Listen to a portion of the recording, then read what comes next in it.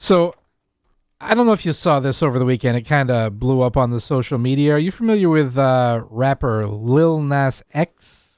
Yeah, he sings, "I'm gonna take my horse to the Old Town Road." Yes. Old Town Road, I think 2 or 3 years ago, was a very big hit.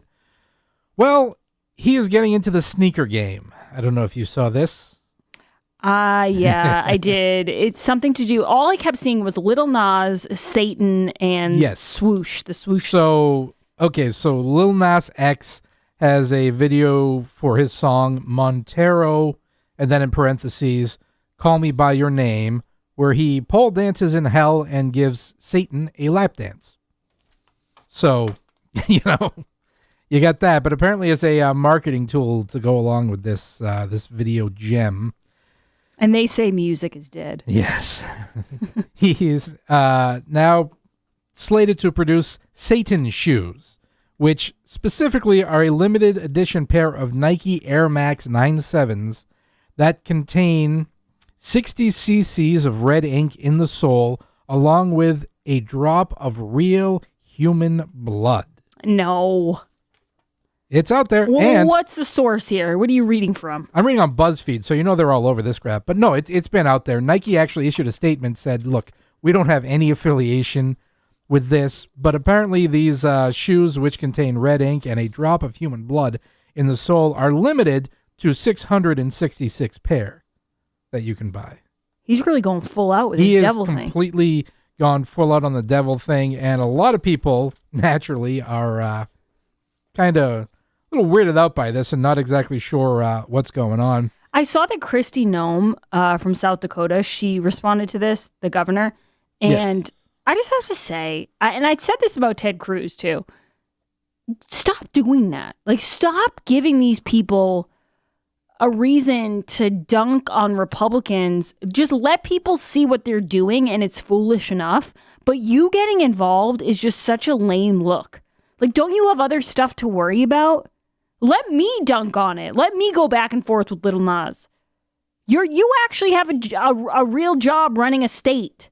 You're not like a political commentator.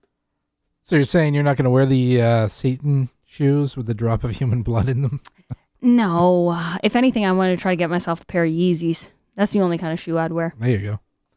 So it was a bad week last week for hot mics. I don't know if you, the audience, remembers. NHL referee Tim Peel was let go by the league after he was caught on a hot mic saying this on a broadcast between the Detroit Red Wings and the Nashville Predators. It wasn't much, but I wanted to get a penalty against Nashville early in the... Okay, can I ask you a question on that first, Jared? Yes. I found out that night, because I showed it to Will. He's a huge Bruins fan, my fiance. And I found out the guy was really close to retiring a few days later. And he kind of had a different take on it than me. Like, some people felt bad for him. And I get that now. But some people felt like it's probably something that's said a lot. He just got caught in a hot mic. But my take was, yeah, but no one's saying you're a bad person. But once you do get caught, it stinks. But there's no coming back from that. Like, your only thing you have is credibility and being able to skate really good in between the players, right? Yes, and if that is a league-wide problem, it's unfortunate for him that he was a guy that was singled out about it, but at the same time, you're the person who said it. Yeah. I mean, they didn't have a choice, right? There's no defending that. What are they going to do?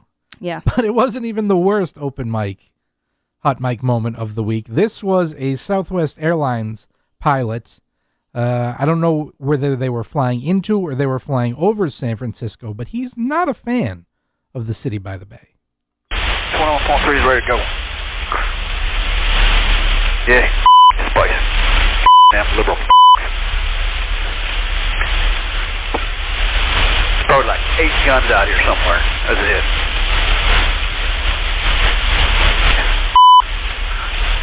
Weirdos. Can you imagine being on that flight and listening? I would be hysterically laughing.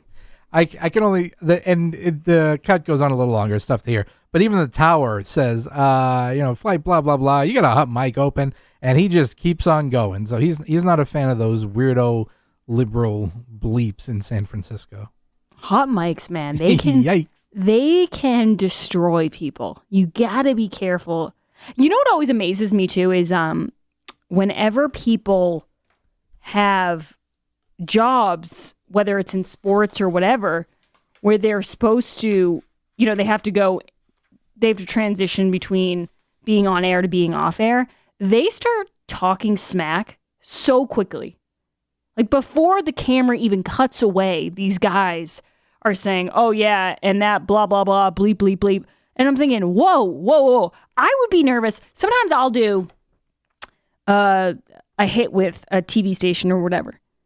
And trust me, I'm not saying anything bad when I get off, but I don't want to hear people hear me talk about my groceries or, what I'm having for dinner that night. I will shut off the Zoom or the Skype or whatever it is. Then I will shut the computer off. Then I will shut the screen down before I start talking about anything personal. Yes. You got to do it. I mean, we have the rule here. Every mic is a live mic. That's you have to have that rule. It's just, it goes without saying. Guys, when we get back on the other side, we'll be talking to Howie Carr. Do not go anywhere. This is The Grace Curley Show. The Grace Curley Show will be right back.